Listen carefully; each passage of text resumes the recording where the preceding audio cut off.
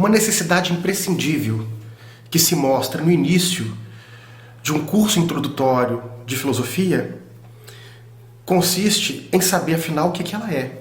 Ou seja, uma discussão inicial comporta essa importância de pensarmos o conceito de filosofia.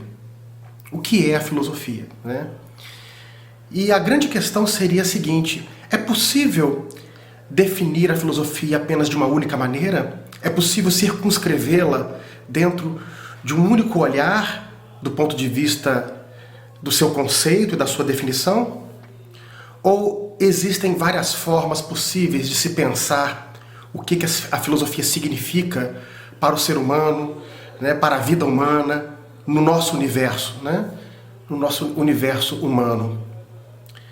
E quando nós olhamos o itinerário filosófico que se faz através das próprias teorias dos filósofos, nós percebemos que cada um nos apresentou uma visão, né, peculiar acerca do que a filosofia é.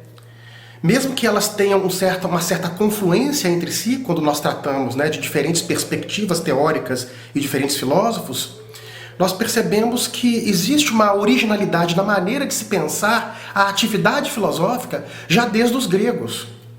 E inicialmente, quando a gente fala sobre isso, nós já podemos pensar num filósofo grego chamado Aristóteles, em que, numa obra dele, que nós chamamos de Metafísica, que na verdade foi um tratado de filosofia primeira, chamada também de Proté-Filosofia, inicialmente chamada de Proté-Filosofia, claro. Temos lá uma obra que é vasta, com vários livros, e no livro Alfa, que é o primeiro livro, e tanto quanto no livro Gama, que é o terceiro livro, e mais propriamente no livro Gama, o Aristóteles nos apresenta um olhar, uma visão sobre o que seria a atividade filosófica. Mesmo que, num primeiro momento, essa visão esteja atrelada à concepção dessa filosofia primeira, de uma metafísica, né, de uma ciência que estuda ideias, que se dá num plano suprassensível, que se dá para além da nossa sensibilidade. De um modo geral, podemos pensar que a metafísica é uma forma de filosofia por excelência, né? É a filosofia na sua essência mais profunda, né? Como um tipo de filosofia primeira. Então, ao tentar pensar a metafísica, Aristóteles não deixou de pensar a própria filosofia no seu sentido mais originário. E lá no livro Gama, ele vai dizer o seguinte para nós: quando os homens começaram a se admirar pelo mundo, pela natureza, pelas coisas ao seu redor, eles começaram a filosofar. E que daí podemos pensar o seguinte, que a filosofia começa com a admiração. Ora, essa é uma primeira visão, gente, não é a única. Que a filosofia começa com a admiração. E esse ato de admirar-se leva o homem, de algum modo, a um estado de retraimento, de espanto, de maravilhamento em relação a tudo aquilo que o rodeia. Nesse aspecto, é como se o indivíduo humano se despertasse do ponto de vista da sua consciência para o fato de que ele é um observador do espetáculo da vida, do espetáculo da natureza. E as coisas, de alguma maneira, aparecem como dignas de serem objeto da sua observação. Do mesmo modo, nós temos um pensador que é anterior a Aristóteles e que é um pré-socrático, porque viveu antes de Sócrates, e nós temos alguns relatos doxográficos sobre ele. Um deles é do Diógenes Laércio, um primeiro grande historiador da filosofia, que numa obra sua chamada Vidas, Sentenças e Doutrinas dos Filósofos Ilustres, ele vai dizer o seguinte, que é um relato doxográfico, né? Então não é o próprio Anaxágoras falando, mas é um relato de um filósofo posterior a Anaxágoras que fala sobre ele, né? É um testemunho. E o Diógenes fala o seguinte lá, dá um relato da seguinte maneira, de que quando uma vez chegaram para Anaxágoras e perguntaram para ele por que ele havia nascido, o Anaxágoras respondeu: eu nasci para contemplar as estrelas, para ver a lua e o céu. Vejam bem, retomando a questão, Anaxágoras, por que você nasceu? Ele responde: eu nasci para contemplar as estrelas, para ver a lua e o céu.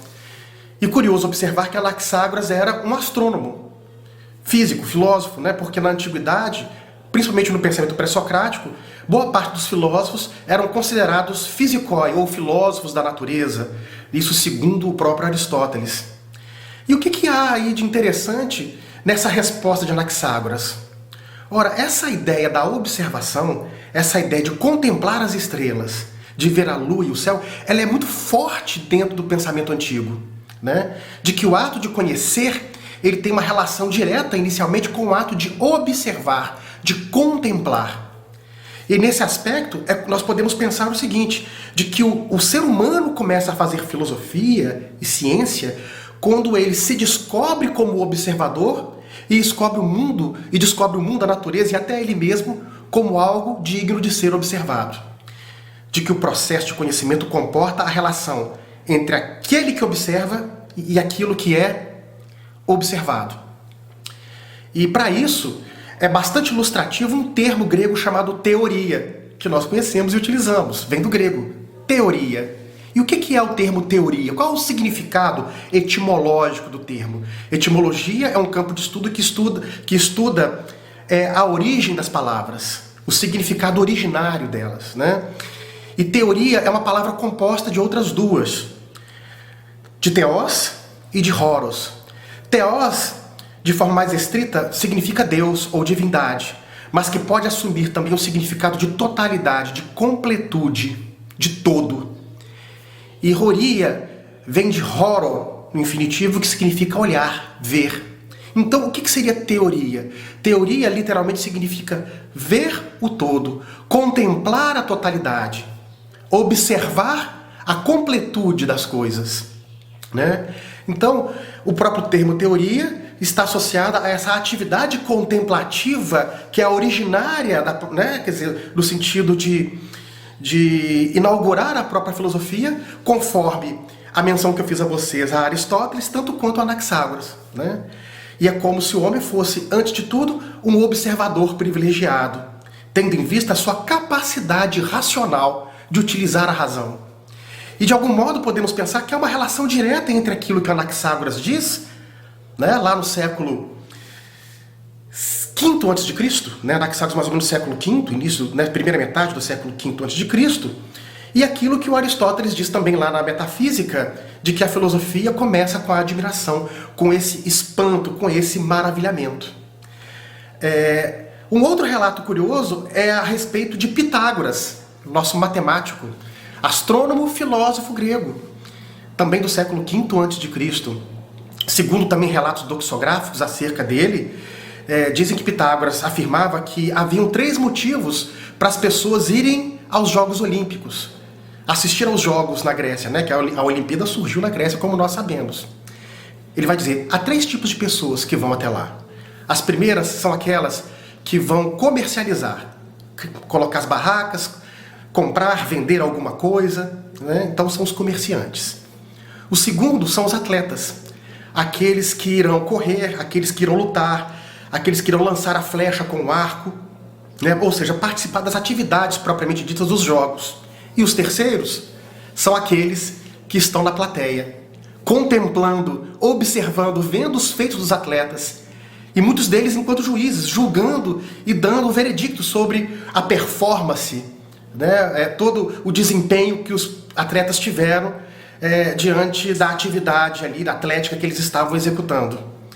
Desses 3, se nós observarmos bem qual é aquele que mais se aproxima dessa atividade filosófica que é contemplativa, quem seriam os filósofos nesses 3? Nesses 3 aí. Ora, podemos concluir que seriam o quê? Os observadores, aqueles que estão na plateia, que vão contemplar, observar, ver a totalidade de todo o movimento atlético daqueles que estão participando dos jogos. Então, essa natureza observadora, contemplativa, ela é essencial para entender o próprio sentido originário da filosofia. Tudo bem que o termo filosofia vem do grego, né? Também uma palavra composta. Philos vem de filia, que é amizade, então filo seria amigo, mas que pode designar busca, desejo, conquista. Não propriamente conquista, mas busca, desejo, sofia, sabedoria, pela sabedoria. Então filosofia, sofia, sabedoria. Então, desejo pela sabedoria, busca pela sabedoria, busca pelo conhecimento. Então, os filósofos não são aqueles que têm a propriedade do saber, não são aqueles que conservam consigo todo o conhecimento. Porque nenhum homem é capaz de conservar consigo o conhecimento de tudo, né, perfeitamente. O homem está sempre buscando, a partir daquilo que sabe, conhecer mais. Então, do ponto de vista do próprio Pitágoras, o ser humano estaria numa fronteira entre o saber e o não saber. Ou seja, nós não ignoramos tudo, mas também não sabemos de tudo. Então a filosofia, ela nos leva ao seguinte, a buscar cada vez saber mais a partir daquilo que eu já sei. Porque o homem não pode deter o conhecimento como se fosse uma propriedade que ele pode guardar dentro de uma caixinha, num guarda-roupa, né? O conhecimento não é uma propriedade, não é algo que possa ser mensurado. Por mais que eu possa buscar o conhecimento, eu sempre posso saber cada vez mais. Então essa é a questão desse processo contínuo em que o pensamento humano se desenvolve, no sentido do homem sempre cada vez mais aprimorar, né, a sua maneira de entender o mundo, de entender a si mesmo, de entender as coisas. Mas também é curioso observar o olhar de outros filósofos mais modernos e até contemporâneos acerca do que a filosofia seja. Eu vou falar de alguns que são da contemporaneidade, né? O Maurice de Merleau-Ponty, por exemplo, que é um filósofo francês, né, contemporâneo, ele vai dizer que a filosofia consiste na arte de interpretar e reinterpretar o mundo. Olha que coisa curiosa. A filosofia é a arte de interpretar e reinterpretar o mundo. Do mesmo modo, nós temos também o Gilles Deleuze e Félix Guattari, numa obra deles chamada O que é a Filosofia. Ele vai dizer lá que a filosofia é o conhecimento ou a arte pela qual o homem é capaz de elaborar, produzir, construir conceitos, né? Então a filosofia é um campo do conhecimento humano, né? É o campo do conhecimento humano onde o homem é capaz de elaborar, produzir, construir conceitos. Então já é uma outra possibilidade de definição do que seja filosofia. O Ortega y Gasset, filósofo espanhol, numa obra dele chamada Origem e Epílogo da Filosofia, também vai dar uma definição, dizendo que a filosofia é uma atividade do pensamento que vai sempre corrigindo ideias ou teorias que foram construídas anteriormente. Então, de que através da atividade filosófica, o pensamento humano acerca do mundo e de tudo, ele vai ser sempre atualizado, sempre reelaborado, não somente na filosofia, mas na ciência de um modo geral. Então, a atividade filosófica está ligada a uma capacidade aí, segundo Ortega y Gasset, de corrigir sempre teorias que já foram estabelecidas anteriormente, no sentido de agregar novas ideias e construir teorias novas, num processo também que é contínuo, né? Repito, quando uma teoria posterior corrige elementos de uma teoria anterior, né? Então, vejam bem, nós temos várias formas possíveis de conceber a filosofia dentro dessa tradição nossa que é ocidental.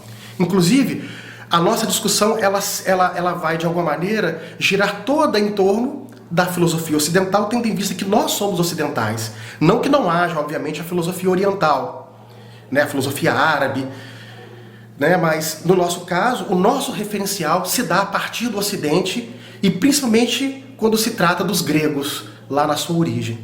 Tá bom? Então, vejam bem, nós vamos continuar, tá, desenvolvendo questões a esse respeito. Eu vou terminar esse vídeo por aqui. Espero que vocês tenham entendido. E então, até breve, até logo.